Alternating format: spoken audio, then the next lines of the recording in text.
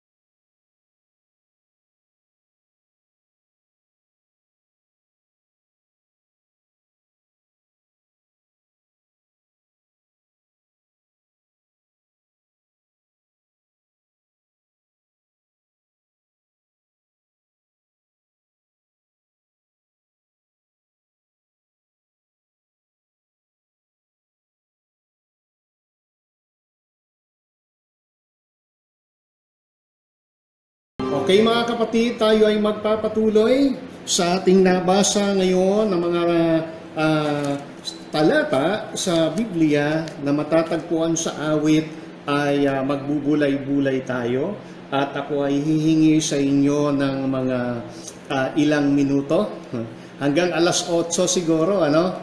Okay?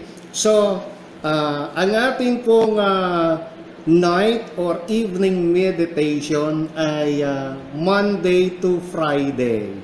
Okay? At mga kapatid, inaanyayahan ko po kayo na ako ay inyo pong samahan.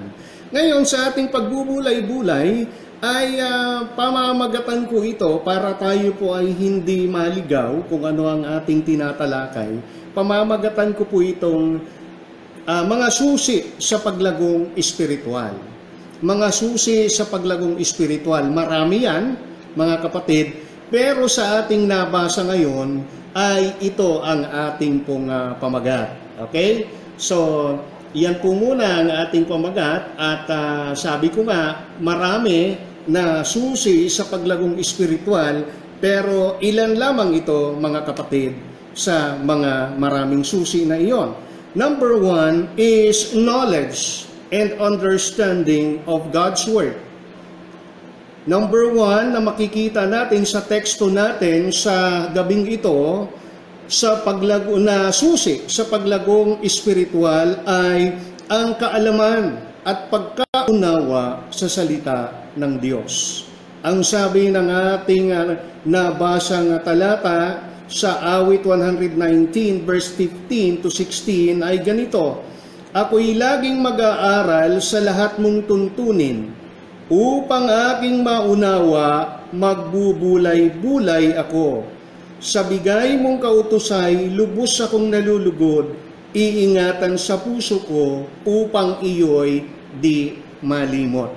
No? So, ang sabi dito ay mag-aaral siya ng kanyang mga salita. Yung may akda ay mag-aaral ng salita ng Panginoon. At para ito ay maunawaan, siya ay magbubulay-bulay. Mahalaga na malaman at maunawaan ang salita ng Panginoon. Paano natin ito malalaman? Kung tayo ay nakikinig at nag-aaral. kung tayo ay nagbubulay-bulay, ito'y ating mauunawaan. At lalo tigit, ang salita ng Diyos ay nauunawaan natin sa tulong ng banal na Espiritu. Kaya laging hingin ang gabay, patnubay at tulong ng banal na Espiritu sa ating pag-aaral ng salita ng Panginoon at sa pagbubulay-bulay. Ang sabi niya dito, ako'y laging mag-aaral sa lahat ng tuntunin mo upang aking maunawa, magbubulay-bulay ako. Amen? So, ang salita ng Panginoon ay nangangailangan ng intentional na approach upang ito ay ating maunawaan. Hindi lamang marinig, hindi lamang mabasa, bagkus ay maunawaan. Okay? It takes your focus. And tinatawag nating sensitivity sa boses ng banal na Espiritu kung ano ang itinuturo sa iyo ng salita ng Panginoon. So, pag iyon ay iyong nalaman, iyong naunawaan, ito ay malaking factor para sa iyong paglagong espiritual. Kasi kaya natin hindi nagagawa yung mga maraming utos ng Panginoon ay sapagkat hindi natin nauunawaan. When we understand, we receive a greater appreciation of God's Word. Amen? At ang pangalawa mga kapatid na susi sa paglagong espiritual sa ating nabasa ngayon ay faith in God's words. Hindi lamang knowledge and understanding of God's word, but faith in God's words. In verse 17 to 18 ng ating binasa, ito ang sabi, itong iyong abang lingkod, O Diyos, sana'y pagpalain, upang ako ay mabuhay at ang utos mo ang sundin. Buksan mo ang paningin ko pagkat nananabikmasdan yaong buting idudulot sa akin ng iyong aral. Very positive siya. Very strong yung kanyang pananampalataya na ang aral ng Diyos ay may mabuting idudulot sa kanya. Kaya ang sabi niya, buksan mo ang aking mga mata. Sapagkat nananabikmasdan yaong buting idudulot sa akin ng iyong aral. Ang aral ng Panginoon, mga kapatid, ay ibinigay sa atin para sa ating kabutihan. At ito ang nauunawaan ng may akda. Ang kanyang sinasabi dito ay pagpalain ang abang lingkod, at mabuhay at ang utos mo ang sundin. Hallelujah! Pagpalain tayo ng buhay na ang puso, isip at damdamin ay sumunod sa kanyang utos. Kahit ito ay mahirap at hindi naman talaga natin nape-perfecto mga kapatid. Di ba ay kadalasan tayo ay nagigilty dahil may mga kalooban ng Panginoon na hindi natin nagagawa. Tayo ay medyo mahina pa sa ganoong mga aral ng Panginoon. Hindi natin nagagawa. At may mga kahinaan tayo. Amen? Ito ang nakikita natin sa ating mga sarili at tayo ay napuprostrate at bakit pa ba ako maglilingkod sa Panginoon ay parang hindi naman ako nagbabago. At ang hirap pa nito, nakikita ito ng ating mga kapwa. Nakikita nila ito. At ito ang isusumbat sa atin. Kapatid, tuloy lang. Ang goal niya dito ay masunod ang utos ng Panginoon. At ito ay may mabuting idudulot sa Kanya. Kapatid, kung sa pagkukulang lang sa pagganap ng kalooban ng Panginoon, wag na po tayong lumayo. Huwag na nating tingnan ang ating mga sarili, kundi ang Biblia mismo. Ang mga bayani sa pananampalataya ay may mga pagkakamaling nagawa. Sila ay mga taong may taglay na kahinaan. Pero hindi sila sumuko sa pagpupunyagi na malaman ang kalooban ng Diyos at ito ay masunod. Huwag nating gagawing excuse ang ating kahinaan upang tumigil sa paglilingkod sa Panginoon. Huwag nating igagawing excuse ang kahinaan ng iba upang tumigil sa paglingkod sa Panginoon. Amen? Ang salita ng Diyos ay may mabuting idudulot sa atin, iyon ang ating sampalatayanan.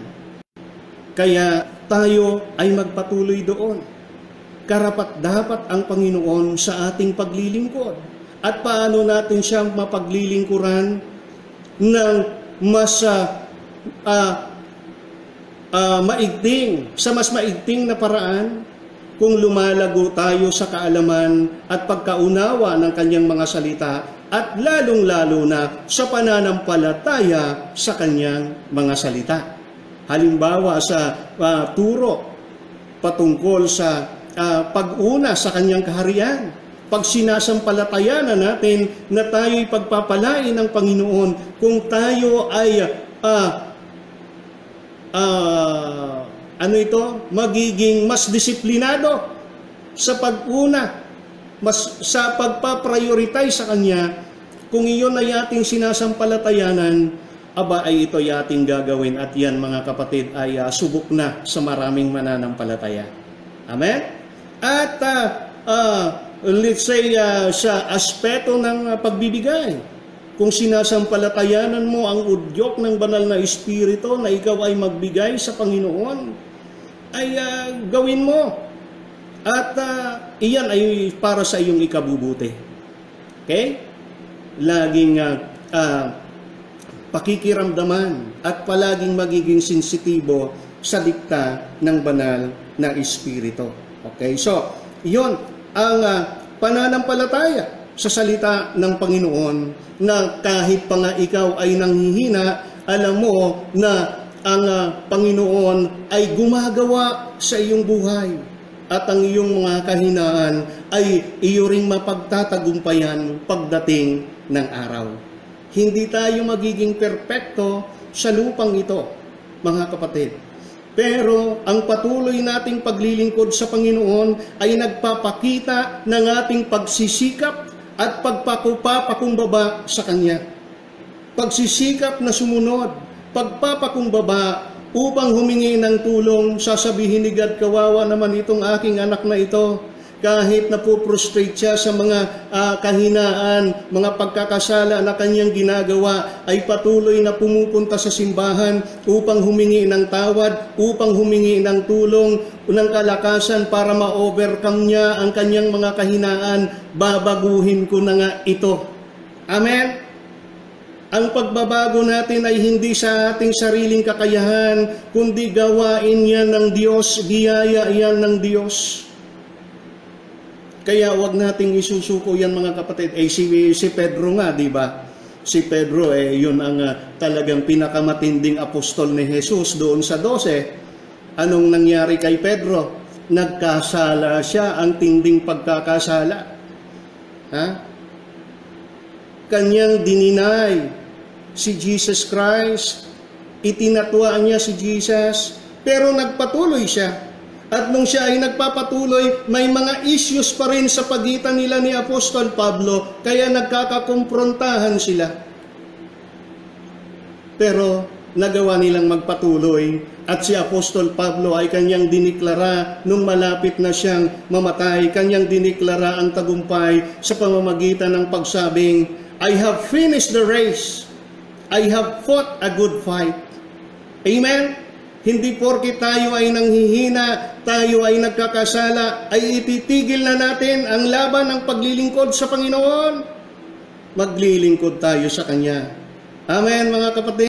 So have faith in God's words, na ito ay patuloy na magbabago sa atin from glory to glory at patuloy na magpapala sa atin. Ang sabi niya ay ganito, buksan mo ang aking paningin, buksan mo ang paningin ko, pagkat nananabik masdan, yaong buting idudulot sa akin ng iyong aral. So, ang una na ating tinalakay ngayon, kapatid, tungkol sa mga susi sa paglagong espiritual ay una, kaalaman at pagkaunawa sa salita ng Panginoon. Pangalawa, pananampalataya sa salita ng Panginoon. Number 3, fear of God. Ang pagkatakot sa Diyos. Pagkatakot na hindi yung parang nakakita ka ng multo, kundi pagkatakot na may paggalang, may pagmamahal, taimtim at malalim na respeto sa Kanya. Amen? Ito ang sinasabi ng verse 19 to 21. Ang buhay ko sa daigdig ay pansamantala lamang, kaya huwag mong ikukubli sa akin ang kautusan. Tingnan mo, siya ay nagmamakaawa na bigyan ng kaalaman, ng karunungan upang maintindihan ang kautusan. At ang sabi niya pa rito, ang puso ko'y nasasabik at ang laging hinahangad, ang lahat ng tuntunin mo ay mabatid oras-oras. Ikaw ay galit sa sino mang palalo at naghahambog, at ang laban sa utos mo ay sumpa ang inaabot. Isa sa mga dahilan kung bakit nais niyang lumago sa kaalaman at pagkaunawa ng salita ng Panginoon ay ang pagkatakot sa Diyos. Pagkatakot na siya ay hatulan, na siya ay parusahan. Pagkatakot na may kalakip na taimtim at napakalalim na paggalang. Mga kapatid, ang ating buhay ay alam natin na pahiram lamang sa atin ng Panginoon. At balang araw, tayo ay Kanyang tatawagin at haharap sa Kanyang hukuman. At alam naman natin na ang sinasabi ng Biblia, yung mga hindi sumunod sa Kanya ay hahatulan na maparusahan. Kaya, ang paggalang sa Panginoon ay nagtutulak sa atin upang lalong lumago sa pagsunod at paglilingkod sa Kanya. Lumago sa pagkakilala. Lumago sa paglilingkod sa Kanya. Ikaw ay galit sa sino mang palalo at naghahambog, at ang laban sa utos mo ay sumpa ang inaabot. Kapag hindi mo sinusunod ang utos ng Diyos, ito ay pahiwatig na ikaw ay laban sa utos niya. Kaya siya ay nagsisikap, huwag mong ikubli sa akin ang iyong kautusan. Ituro mo sa akin upang aking magawa. Ito ang taong nagsisikap na mapaluguran ang Panginoon. By the way, yung pagkalugod sa atin ng Panginoon ay trinabaho na ng ating Panginoong Hesukristo. We were justified by faith. Sa ating pagsampalataya sa ating Panginoong Hesus, tayo ay pinawalang sala. At tayo ngayon ay naging karapat-dapat na sa Ama. Ganun pa man, we are talking about progressive sanctification. Yung araw-araw na pamumuhay na may kabanalan. Para mangyari yon, gabay natin ang salita ng Panginoon. Hindi natin pag-aari ang ating mga sarili. Meron tayong Diyos na kinikilala at pinaglilingkuran. Meron tayong Diyos na piniplease at pinaparangalan sa pamamagitan ng ating mga gawa. Tayo ay nagsisikap at sa pamamagitan ng banal na Espiritu, iyon ay ating makakayanan. Magkakamali tayo, pero babangon at magsisika pa rin, hihingi ng tawad upang tayo ay patawarin ng Panginoon at hihingi ng tulong upang bigyan ng kalakasan, upang sa ganon ang mga kahinaan yan ay ating mapagtagumpayan. Okay? Mga kapatid, so ikaw at ako ay mananampalataya na nagsisikap na sumunod sa Panginoon. Continue to grow in the knowledge and understanding of God's words. Huwag natin itong pababayaan, mga kapatid. Huwag nating hahayaan na ang ating kaabalahan sa buhay na ito ay pumigil sa atin sa paglago, sa pagkaalam at pagkaunawa ng salita ng Panginoon.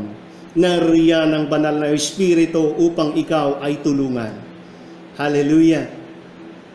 Huwag magsasawang sumampalataya sa salita ng Panginoon. Ito ay para sa atin, may mabuting idudulot sa atin, hindi lamang doon sa langit, kundi dito sa lupa. Ang Panginoon ay nagpapala sa mga sumusunod sa kanyang mga salita, ayon sa ating nabasa kanina. Pangatlo, palagiang lumago sa pagkatakot at paggalang pagmamahal sa ating Panginoon. Ito ang magbubunsod sa atin upang tayo ay patuloy na magsikap upang siya ay maparangalan. Amen? Hallelujah! So, ito mga kapatid, ang salita ng Panginoon na aking maibabahagi sa inyo sa gabing ito, at ako po ay pagpapatugtog ako, samahan niyo po akong manalangin, ipagpipray natin ang mga maraming bagay, mga mahal kong kapatid sa Panginoon. Hallelujah, hallelujah. O God Almighty, salamat po sa iyong mga salita na amin pong napagsalusaluhan sa gabing ito. O Diyos na banal, amin pong hinihiling na kami ay inyong tulungan sa aming pagsisikap na ang iyong mga salita ay malaman at maunawaan. Tulungan niyo po kami, Panginoon, sa aming mga kahinaan. O Diyos, tulungan niyo po kami ang iyong mga salita ay patuloy naming sampalatayanan. Ang iyong mga salita, ang aming gabay, dakilang Ama. O Diyos, bago po kami matulog, kami po ay magpapasalamat sa lahat ng iyong biyaya na ipinagkaloob sa amin sa buong araw na ito. Salamat sa proteksyon, salamat sa pag-iingat. Panginoon, salamat po dahil narito kami malakas at masaya, matutulog ng payapa sapagkat alam namin na ikaw ay nagbabantay sa amin at sa aming mga mahal sa buhay. Idadalangin din po namin ang aming bansa. Patuloy na gabayan at pangunahan ng aming mahal na Pangulo. O Diyos, ang bawat pamilyang Pilipino, tulungan niyo po sa paglagong espiritual. Nawa lahat ng pamilyang Pilipino ay lalo pang lumalim at lumawak sa pagkakilala sa iyo, Panginoon. Lalo pang tumibay sa pananampalataya at pagmamahal sa inyo. O Diyos na banal, amin pong dinadalangin sa inyo sa mga oras na ito ang aking kapatid na matutulog, pero siya ay balot ng problema, balot ng suliranin. Panginoon, tulungan niyo po siya ngayon. Akin pong hinihiling na siya ay bigyan mo ng kapayapaan at kasiguraduhan ng iyong tulong. O Diyos na banal, amin din pong idinadalangin ang amin pong mga kapatiran na mayroong mahigpit, mabigat na suliranin. O katagpuin niyo po sila ngayon. O saan man sila naroroon, sila ay inyo, Panginoong, tulungan. Amin din pong dinadalangin, O Diyos, ang aming pong mga leader espiritual, ano man ang kanilang katungkulan sa mga churches, sa mga relihiyon, Panginoon, na Ikaw ang kinikilala, O Diyos na banal. Tulungan niyo po ang aming mga spiritual leaders sapagkat sila ang aming mga tagapanguna at tagapagsanay upang Ikaw ay aming mapaglingkuran. O Diyos, sa aming pong pagtulog, kami po ay matutulog ng mahimbing sapagkat alam namin na Ikaw ay nagbabantay sa amin. Ngayon pa lamang ay aming inaangkin ang masaya at pinagpalang araw ng bukas na iyong ipagkakaloob sa bawat isa sa amin. Sa iyo ang kapurihan at kaluwalhatian sa pangalan ni Jesus. Amen.